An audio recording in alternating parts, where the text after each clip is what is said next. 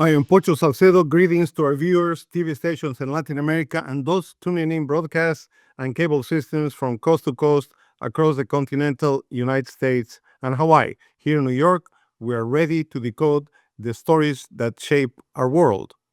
This is not just the news, this is the DNA of the news.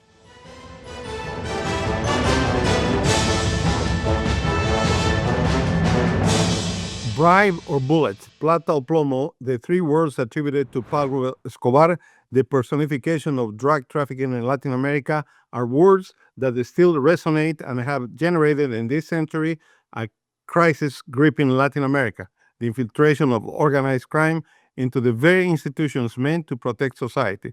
From Mexico to Chile, Colombia to Venezuela and Brazil, Uruguay, Bolivia, and Ecuador, drug cartels and criminal networks have woven themselves into governments, militaries, and judiciaries wielding the age-old ultimatum. Corruption fuels their power while governments scramble to reclaim control. What drives this infiltration and what's being done to fight back? Joins us as we explore the battle for Latin America's soul with our expert guest, Professor Hernán Flom. Welcome to the DNA of the news. Thank you very much. Pleasure to be here. Hernán Flom is a senior lecturer in political science at Trinity College. He holds a PhD from the University of California, Berkeley, and was a postdoctoral fellow at the Kellogg Institute for International Studies at the University of Notre Dame. His main research interests are policing, illegal markets, and criminal violence in Latin America. His first book, The Informal Regulation of Criminal Markets in Latin America, was published by Cambridge University Press in 2022. His work has also been published in Perspectives on Politics, Comparative Politics, Latin American Politics and Society, Governance, and the Journal of Urban Affairs, among others. Flom is also an independent consultant on crime, violence and security who has worked for the Inter-American Development Bank, the United Nations Office on Drugs and Crime. The phrase plata o plomo, bribes or bullets, still defines the relationship between organized crime in Latin America and the institutions and governments today.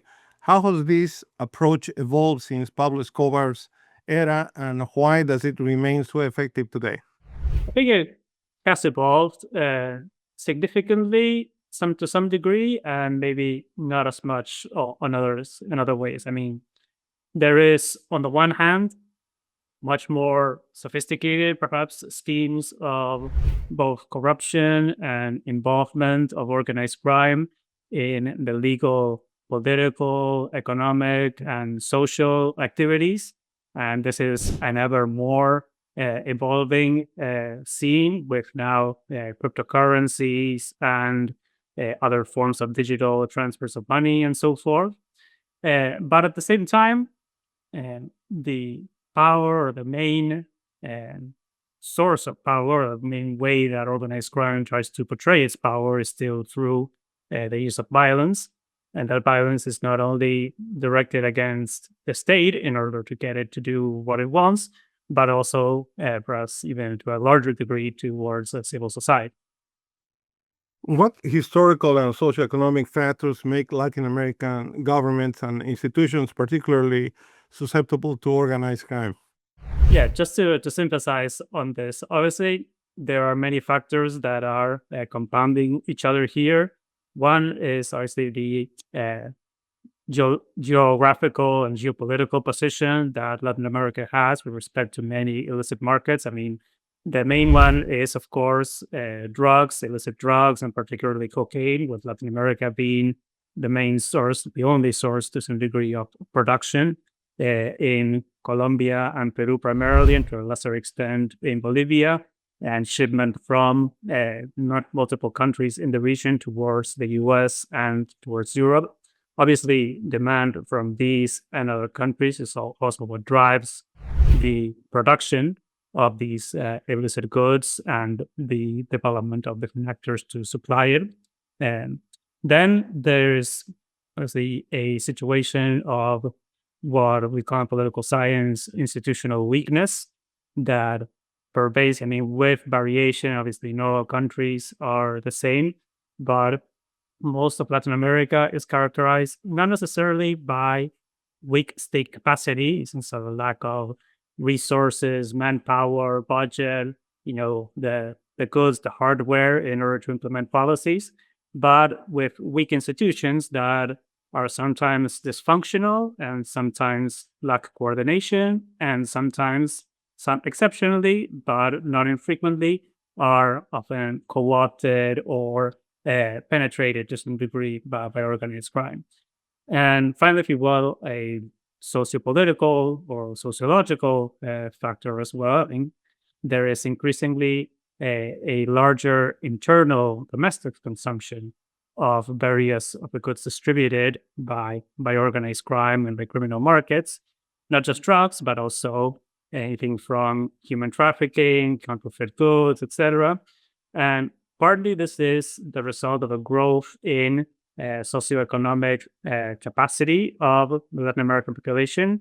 As one author, Marcelo Berman, described as more money, more crime. So you have more purchasing power, then more greater ability to purchase different types of goods.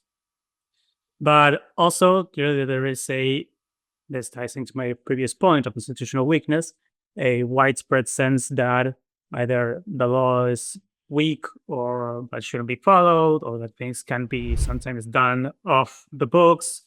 So we have a lot of informal unemployment, informal consumption, high tax evasion, and so forth. All these and multiple other factors as well. But these are some of the contributing elements towards organized crime in the region. Well, so this has been going on for many years now. So, in your view, what are the general strategies and entry points that criminal organizations use to infiltrate and maintain control over state structures? Obviously, this varies from one country to the other, and there are some ways of trying to analyze the relationship between organized crime and the state. And just to be clear, in my opinion and that of many other social scientists who study something is that organized crime cannot grow or consolidate independently of the state. So it requires state protection or sometimes or other types of state assistance in order to expand, thrive, and consolidate. So what organized crime will then try to do is to try to permeate different types of state institutions. And this is sometimes more rarely done at a macro level with national level institutions where the state capture is perhaps more obvious. I think we had some cases of that more in the past towards the 1970s and 1980s, perhaps, but not as much now, except in some circumstances such as Haiti, for instance. But then what you also have is a more subnational, localized, fragmented entry points where, directly or indirectly, organized crime could be having some influences on various state institutions, whether that may be the police or the judiciary or intelligence sectors, in some cases the military as well, in some cases other actors that are not involved in law enforcement, but who may provide key information to organize the criminal actors to carry out their illicit activities. In some cases, they may be politicians at these different levels of government. I don't have to say that they are members of these cartels or they are, completely, in tandem or partners of these cartels. But in some cases, there may be either unknown or perhaps known influence of these actors on different political elected and non-elected authorities. You made an excellent point that perhaps we tend to believe always organized crime as connected to drugs only, but they also in all kinds of activities, contraband, the creation of fake goods and services to camouflage what they're doing. So they have kind of penetrated very deeply into the fiber of societies to a point perhaps in places like in Mexico where even farmers have to pay a fee for the right to grow avocados or things like that. Yeah. So this is a really interesting point. It's part of the work that I'm doing now. Actually, is looking at the expansion of extortion in Latin America and the role that organized crime has with respect to that.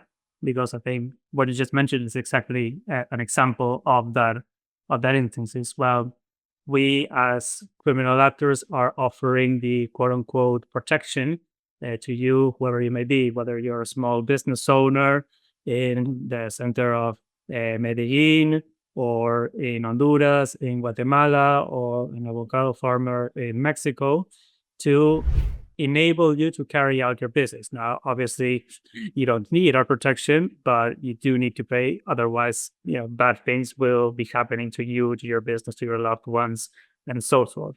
So this is, to some degree, the most primal of predatory activities that organized crime is carried out. And unfortunately, we're seeing a spread of that type of activity throughout the region, not just in Mexico or in Central America, where perhaps it has been the most obvious or most frequent for the last few decades, but also in southern parts of the continent.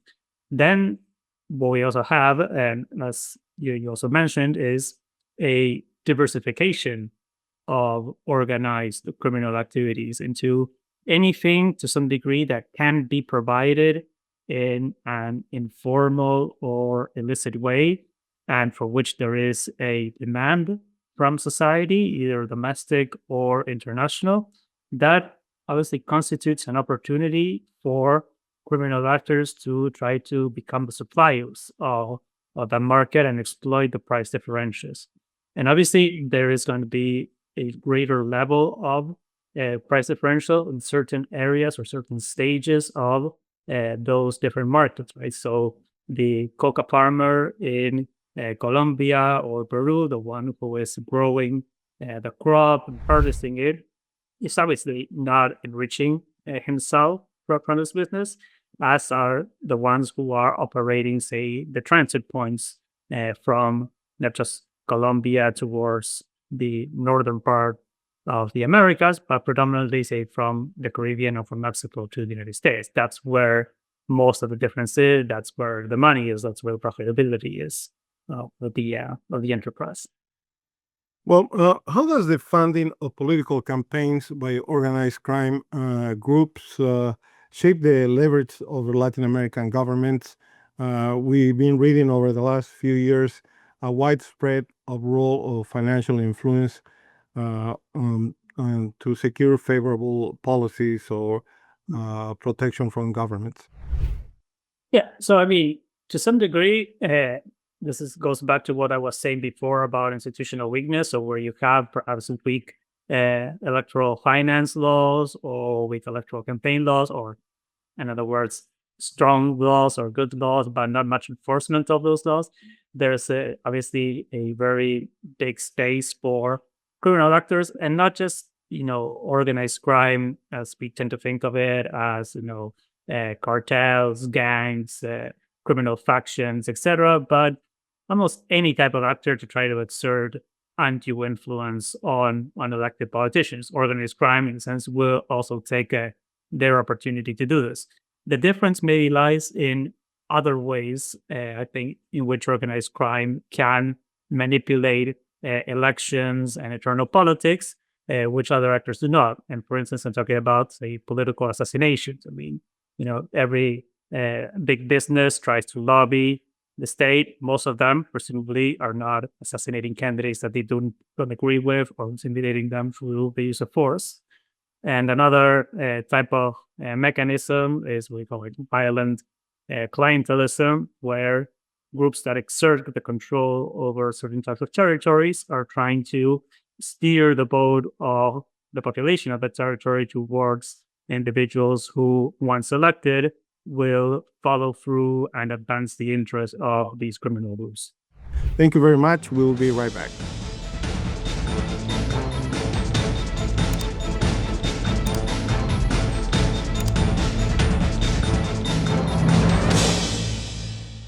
And we are back with Professor Hernán Flom. He joins us from Hartford, Connecticut, and we're discussing the involvement of organized crime in governments and institutions throughout Latin America. Professor, from Mexico to Chile, we can see the presence of cartels and other forms of drug organized crime infiltrating governments and national institutions.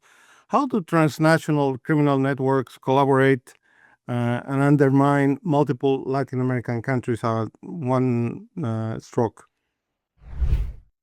So obviously, I mean, we have to be careful in the sense of how we characterize, different national governments. If we want to say that they are, corrupted or complicit with organized crime, but certainly there's a combination of factors. One, that the strength that organized crime has, the resources that it has, and its intention to alter policy in its favor, right? So, as we were talking about before, organized crime will not necessarily try to take over the state in the same way that, for instance, some guerrilla groups might do, because they are interested in governing at the national level.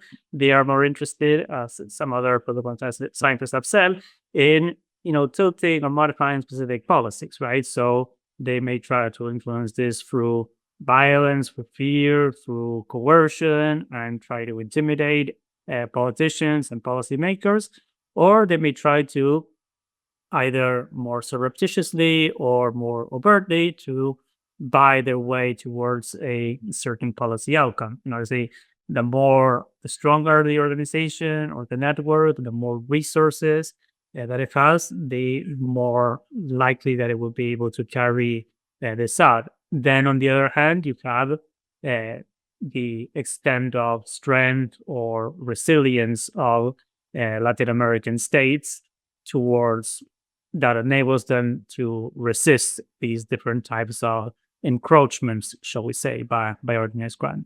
I think that in general, Latin American states are, for the most part, in a better position with regards to that now than they were a few decades ago, when organized crime, particularly drug cartels, were in its heyday.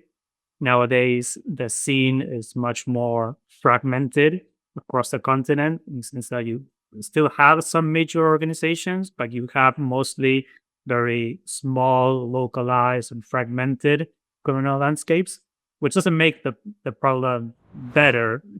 Let's say, it doesn't make it worse in terms of violence, but it does mean that they are not trying to, or at least not as successfully trying to co-opt national government authorities.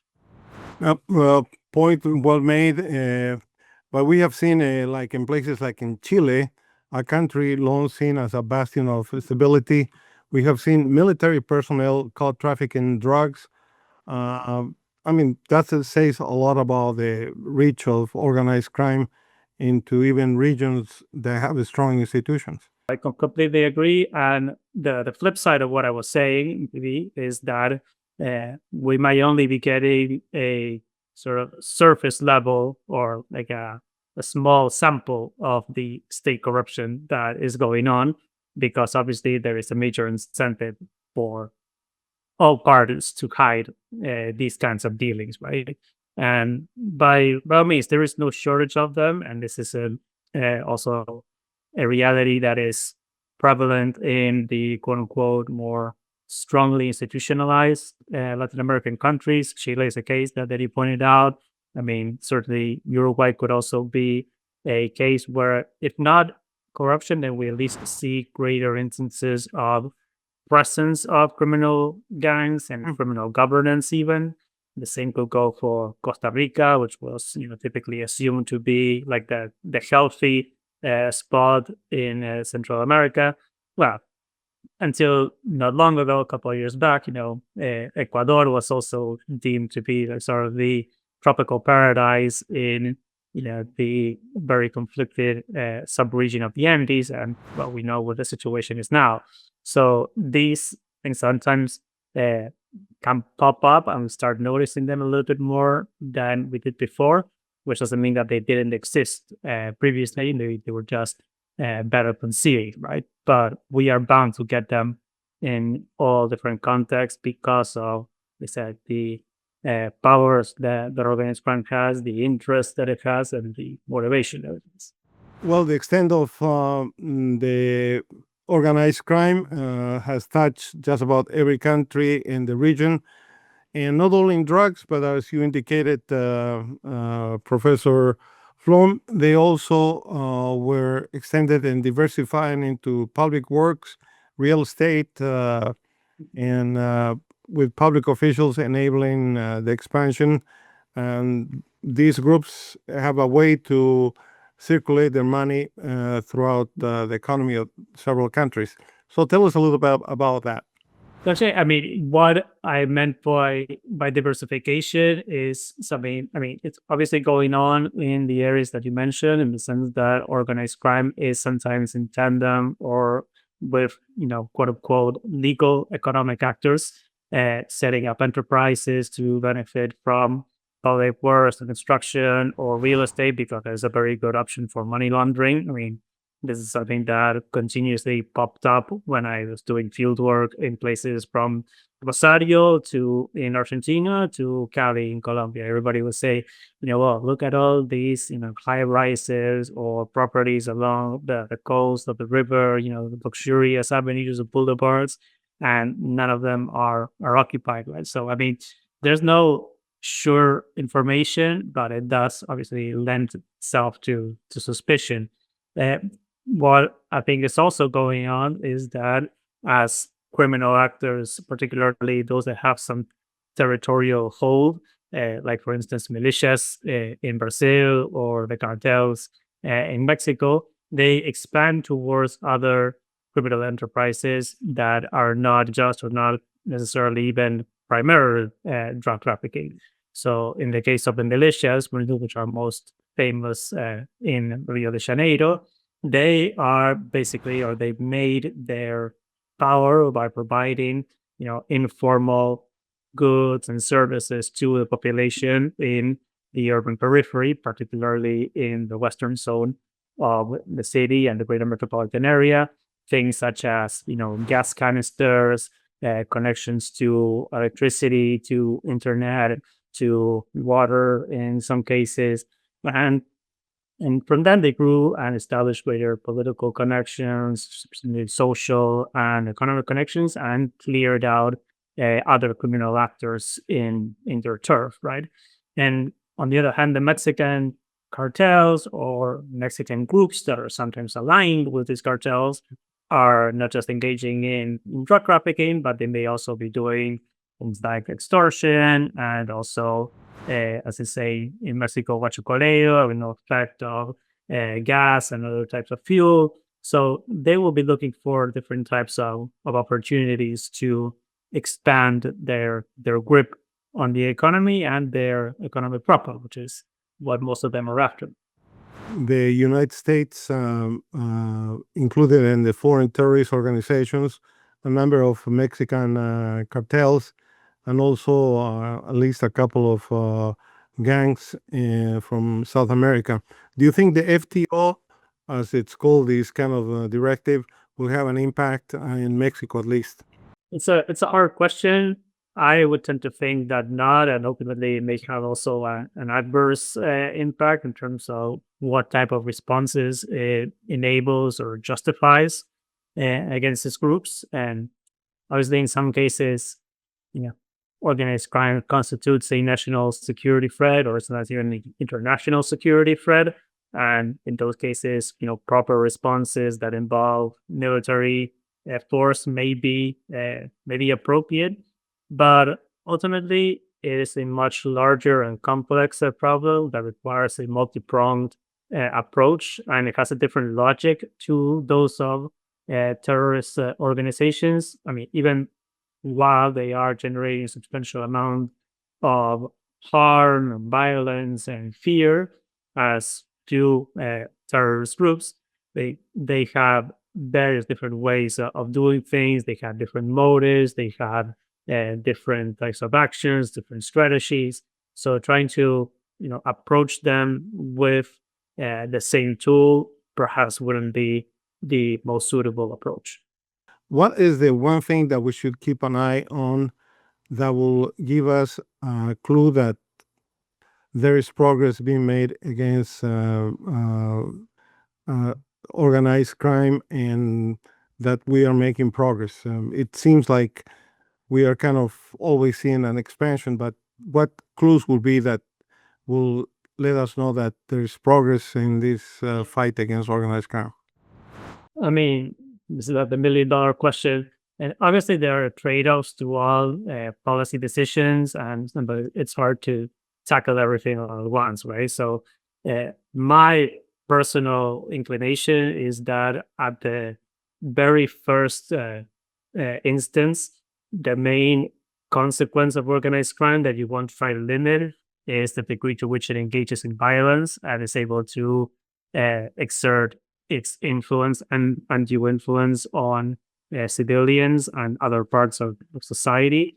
So, to the extent that you can provide a safer environment, particularly in neighborhoods or cities that concentrate the greatest amount of violence in Latin America, which is the most violent region in the world, I think that in and of itself would be successful.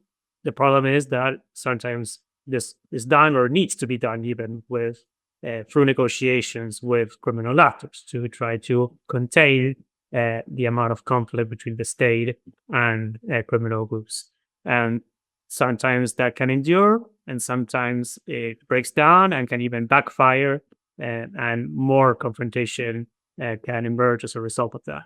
So I don't think there is a perfect solution, but at least in the short term, I would like to see strategies that I try to reduce criminal violence, that also try to reduce state violence, because that is something that we are seeing more and more drastically, or at least that we shouldn't, stop paying attention to that.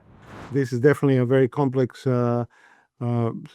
problem, and we thank you for giving us this high-level view and also dwelling on the specifics of that help us to understand the complexity of organized crime in Latin America. Thank you. No, thank you for the invitation. It's been a pleasure.